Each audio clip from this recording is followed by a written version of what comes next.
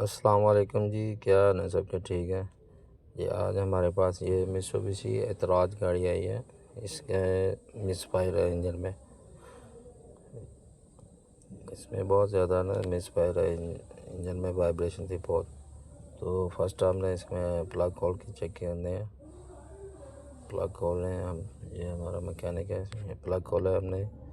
Plug तो इसका सही है, प्लग का इशू नहीं है, प्लग का कुछ भी प्रॉब्लम नहीं है। अभी हम इसका जो है ना, ये इंजन का प्रेशर चेक करेंगे सिलेंडर का। ये प्रेशर गेज है हमारे पास, इसके साथ हम इसको टेस्ट करेंगे। ये इंजन का पहला सिलेंडर है। अभी हम स्टार्ट करके देखेंगे इसको। इसमें प्रेशर नहीं है बिल्कुल भी। अभी दूसरा सिलेंडर में चेक करेंगे।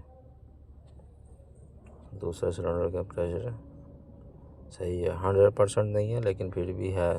फर्स्ट में तो बिल्कुल भी नहीं है। अभी तीसरे सिलेंडर में चेक करेंगे। तीसरे सिलेंडर में भी सेम है। दूसरा और तीसरा सिलेंडर में सही है, फर्स्ट वाले में नहीं है। एक दफ़ा फिर हम चेक करते हैं। फर्स्ट वाले में, फर्स्ट में नहीं है।